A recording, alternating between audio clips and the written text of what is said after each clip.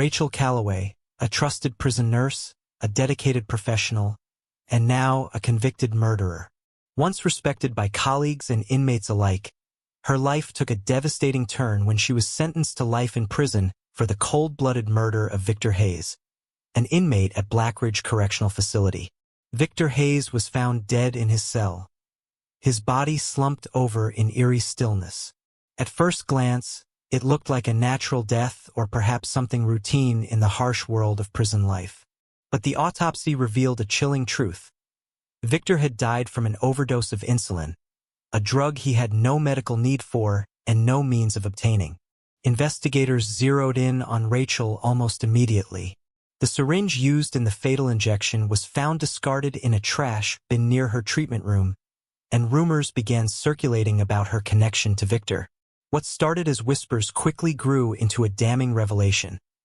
Rachel and Victor had been involved in a secret romantic relationship. Victor, known for his charm and cunning, had used their forbidden affair to make demands Rachel couldn't ignore. Some said he blackmailed her, threatening to expose their relationship to the prison administration. Others speculated that Victor had pushed her too far, using their connection to manipulate her until she snapped. The prosecution told a simple but devastating story. Rachel killed Victor to silence him, to keep their affair and his escalating demands from destroying her career and her life. The evidence seemed impossible to refute. The syringe, her access to insulin, and the undeniable confirmation of their relationship. But here's the question no one seemed to ask. Was Rachel Calloway really the cold-blooded killer she was made out to be? Or was she being used not just by Victor but by someone else? Someone who wanted to ensure she took the fall? Was this truly an act of passion? Or was it part of a far more calculated plan? Everyone is subscribing to this channel and sharing our videos with their friends. Why don't you do the same?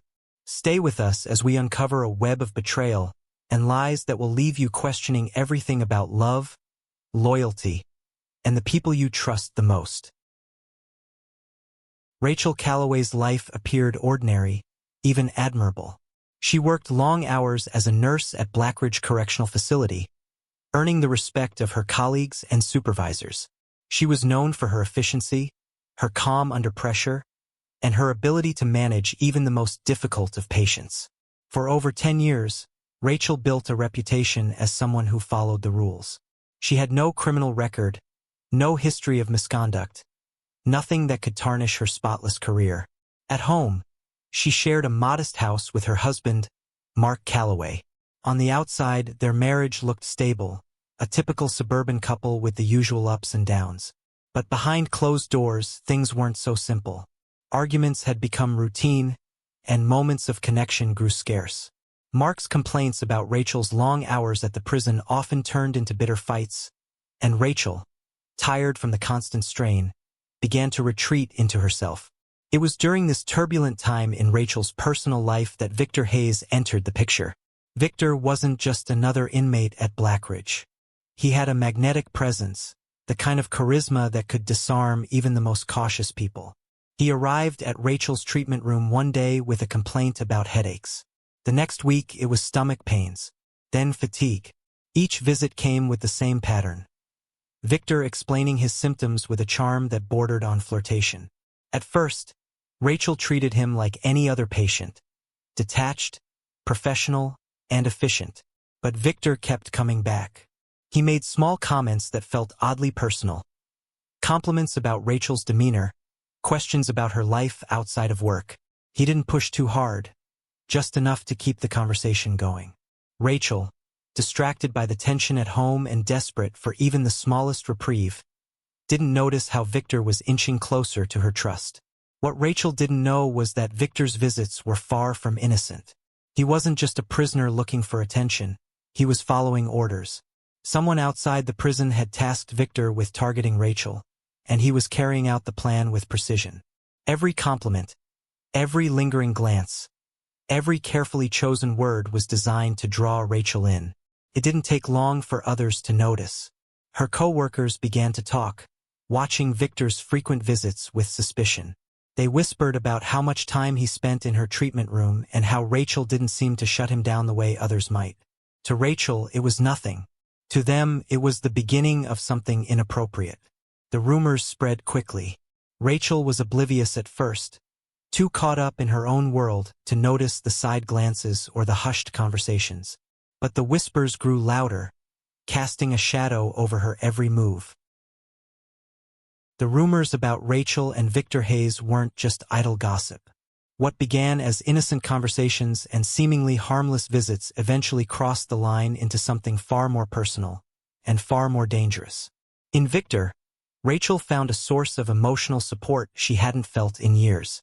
Her fights with Mark had left her drained and isolated, but Victor offered her attention, kindness, and understanding, something she craved in her moments of vulnerability. Over time, their conversations became more intimate. What started as words of encouragement and compliments evolved into something physical. Behind the sterile walls of the prison, in stolen moments when no one was watching, Rachel and Victor began a sexual affair that would set her life on a path she couldn't escape. Victor, always careful, never pushed too far too fast. He made her feel appreciated, valued, and, most importantly, needed. In return, Rachel found herself bending rules she once swore she'd never break. She began sneaking small items into the prison for him, things that seemed insignificant at first. A favorite snack, a handwritten note. But each favor deepened her connection to Victor and her willingness to do more for him. Then, everything fell apart. One morning, Victor Hayes was found dead in his cell. His body was slumped against the wall, and at first, it looked like he'd passed away in his sleep. But the autopsy revealed the truth. Victor had died from an overdose of insulin, injected into his bloodstream in a lethal dose. Investigators quickly pieced together what they called an open-and-shut case. A syringe used for the injection was discovered in a trash bin near Rachel's treatment room. As the only nurse on duty with access to insulin, she became the immediate suspect. The whispers about their relationship turned into accusations, and within days, the official story began to take shape. Rachel Calloway, they said, killed Victor to protect herself. According to the prosecution, Victor had been blackmailing Rachel, threatening to expose their relationship. Fearing the fallout, Rachel had used her medical expertise to silence him permanently. It was a damning narrative, one that painted Rachel as a cold, manipulative woman who used her position of trust to use Victor and then eliminated Victor when he became a threat. The evidence only made things worse. The syringe, gifts and letters from the affairs. The fact that Rachel had been seen near Victor's cell the night before his death. One by one, the pieces seemed to fall into place, and by the time her trial began, Rachel's reputation was in ruins. The jury didn't hesitate. The case against her was overwhelming, or so it seemed. Rachel Calloway was convicted of murder and sentenced to life in prison. But there was something in the evidence that didn't sit right with everyone. The case was so easy, the detective in charge felt like they were led to a conclusion. Rachel's conviction seemed airtight, but the truth was far from what it appeared to be. Is Rachel just a pawn? Is there a mastermind who is still out there? For months, Rachel Calloway sat in her prison cell, her life shattered, convicted of a murder she swore she didn't commit. The evidence against her had been overwhelming: Victor Hayes' insulin overdose, the syringe found near her treatment room, and the damning narrative of their affair. To the world, she was guilty. But for a small team of detectives, something about the case didn't add up. The first breakthrough came from an unexpected source: prison surveillance footage. In reviewing hours of grainy video, detectives spotted something they hadn't noticed before. Time and time again, Victor Hayes was seen near Rachel's belongings, particularly her work bag. At first, it seemed like nothing. Victor was a known charmer, often loitering where he didn't belong. But the more they watched, the more deliberate his movements became. Victor wasn't just near Rachel's bag, he was accessing it. Detectives reviewed the footage frame by frame. On multiple occasions, Victor waited until Rachel was distracted, tending to another inmate or walking out of the room, before slipping his hand into the bag. It was methodical and precise, almost as if he knew exactly what he was looking for. When Rachel was told about the footage, she was stunned. She insisted she had no idea why Victor would have gone through her things. But when detectives showed her what they found next, her shock turned to disbelief. Inside the bag, hidden beneath a false bottom, was a compartment designed to store small items, perfect for smuggling contraband. Rachel had never noticed it before, and when detectives pressed her, she revealed a crucial detail. The bag had been a gift from her husband, Mark Calloway. At first, it seemed like an odd coincidence. But as investigators dug deeper into Mark's background, the pieces began to fall into place. Mark Calloway wasn't just Rachel's husband. He was a shady man.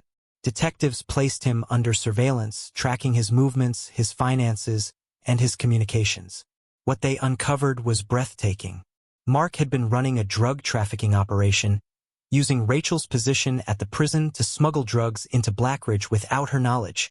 Mark's plan was as brilliant as it was ruthless. He had convinced Victor Hayes to cooperate, tasking him with using Rachel's work bag to move the drugs through the facility.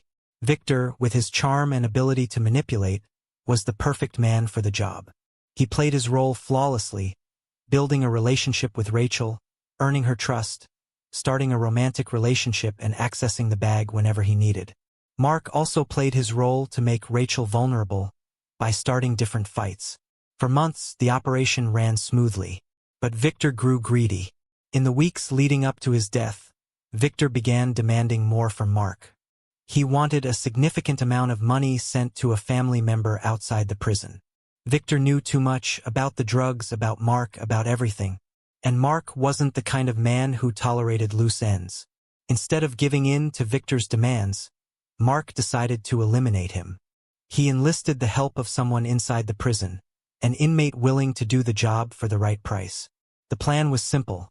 Inject Victor with a lethal dose of insulin, stage it as an overdose, and let Rachel take the fall. The execution of the plan was seamless.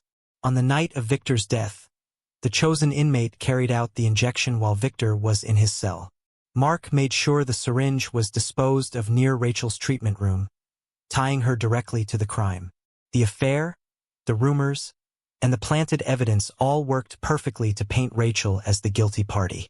As detectives pieced together the conspiracy, they found even more evidence linking Mark to the murder. Communications between Mark and Victor revealed their arrangement, including Victor's demands for money and Mark's growing frustration. Financial records showed that Mark had been quietly selling off Rachel's inherited assets. Stocks, jewelry, anything of value. His endgame was clear. Frame Rachel, get rid of Victor, and disappear with his mistress, leaving Rachel to shoulder the blame. Armed with this evidence, Rachel's defense team filed for an appeal. For the first time since her conviction, she had hope. But the damage to her life and reputation was already done.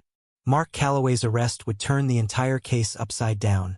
But for Rachel, the betrayal she'd endured could never be undone. Mark Calloway's arrest sent shockwaves through Red River County, a community that prided itself on its small-town values of trust and decency. For years, Mark had played the role of the supportive husband, standing beside Rachel Calloway as she navigated the challenges of being a prison nurse. He appeared to be the rock in her life, the steady presence behind her success. But all of that came crashing down the moment officers arrived at his door with a warrant in hand. The Mark Calloway the world thought they knew, the confident, composed man with an easy smile, was nowhere to be found. When the officers cuffed him and read him his rights, he offered no resistance. His neighbors, watching from behind curtains and front porches, couldn't believe what they were seeing. The betrayal he had orchestrated against his wife, against Victor Hayes, and against the system he had exploited for his own gain, was now on full display for everyone to witness. The list of charges against Mark was extensive. Prosecutors wasted no time painting a damning picture of his crimes: drug trafficking, conspiracy, and premeditated murder. Mark wasn't just an accomplice in a scandal, he was the mastermind. The evidence against him was staggering. Bank records showing the sale of Rachel's personal assets, detailed communication logs with Victor Hayes outlining their illicit arrangement, and irrefutable proof of payments made to the inmate who had delivered the fatal insulin injection. Mark's operation was exposed for what it was: a cold, calculated scheme to profit from Rachel's trusted position, using her as an unwitting pawn. For years, He had manipulated those closest to him, driven by greed and a ruthless desire to secure his future at any cost. The courtroom was silent as prosecutors laid out every step of his plan, from smuggling drugs into the prison to framing his own wife for murder. For Mark, this was the end of the line. He now faced the justice he had so meticulously evaded. But for Rachel, it was only the beginning of a long and painful journey to rebuild the pieces of a life shattered by betrayal. With Mark's arrest and the overwhelming evidence of his guilt, Rachel's legal team wasted no time filing for an appeal. One of the most damning revelations was the role of another inmate in Victor Hayes' murder. Mark had paid this inmate to deliver the fatal dose of insulin, ensuring that Victor, who had begun demanding money, was silenced permanently. The inmate, motivated by promises of protection and financial rewards, carried out the act with precision. But the plan fell apart when detectives uncovered his involvement. The inmate, once invisible in the shadows of Mark's scheme, was now facing his own charges. He was indicted for his role in the murder and became a key witness against Mark. His testimony detailed how Mark had carefully crafted the plan, using Rachel as an unwitting scapegoat and leaving no loose ends, except for the ones he could no longer control. After months of review and legal proceedings, Rachel's conviction was overturned. She walked out of prison a free woman, but her freedom came at a steep cost. The headlines had been merciless. For months, Rachel was the subject of media coverage that painted her as a manipulative lover, a killer, and a corrupt nurse who had abused her position of trust. Though her innocence was now legally established, public opinion wasn't as quick to change. For many, the damage was done. Rachel's career in the medical field was over. No hospital or clinic wanted the controversy associated with her name. The very skills that once defined her life were now a part of the stigma she carried. Even the prison system, the place she had dedicated so much of her time to, closed its doors to her. To many, the accusations, though proven false, still left questions. The emotional toll was profound. Rachel, once a respected professional, now found herself isolated. The relationships she had once relied on felt strained. She was no longer the nurse who healed others. She was the woman accused of murder, the one whose name would forever be tied to scandal. The scars left by Mark's betrayal weren't just emotional. They were public, permanent, and impossible to escape. The reaction from the public was divided. Some rallied behind Rachel, furious that the justice system had allowed her to be manipulated so thoroughly. To them, she was a victim, a cautionary tale about how easily trust can be exploited. But others were less forgiving. They believed that Rachel's involvement with Victor Hayes, no matter how manipulated she had been, was a sign of poor judgment that had consequences far beyond herself. The prison system, eager to distance itself from the scandal, implemented stricter measures to prevent another case like Rachel's. New oversight policies were introduced, and an internal review exposed gaps in security and procedure. Yet, for all the system's attempts to repair its reputation, the damage couldn't be undone. The name Rachel Calloway became a reminder of the consequences of failure on every level. Rachel's family, though supportive throughout her ordeal, struggled with their own sense of betrayal. Mark's actions had ripped apart not only his marriage but the trust that held the family together. Rachel's parents, who had once welcomed Mark into their lives, were left grappling with anger and grief over what he had done to their daughter. For Rachel, the road forward was daunting. She had been cleared of murder, but her life would never return to what it had been before Victor Hayes entered her treatment room that first time. Every relationship, every conversation, and every opportunity carried the weight of what she had endured. She was free, but the betrayal she had suffered left scars that could never fully heal. Rachel Calloway may have been exonerated, but the emotional wounds, the loss of her career, and the destruction of her reputation were irreversible.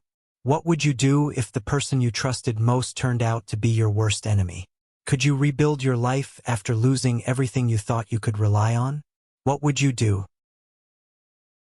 The story of Rachel Calloway is one of betrayal, manipulation, and the pursuit of justice.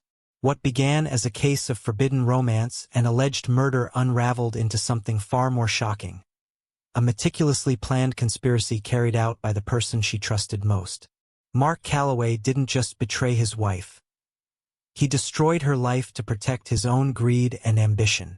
This wasn't just about Victor Hayes or a poison syringe.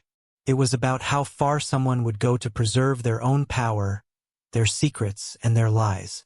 It was about using love as a weapon, turning trust into a trap, and framing an innocent woman to serve a selfish agenda. Rachel's name has been cleared, but the damage left in Mark's wake will never fully heal.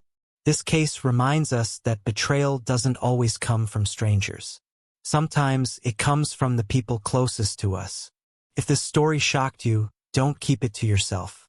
Everyone is already sharing this video with their friends. Why not do the same?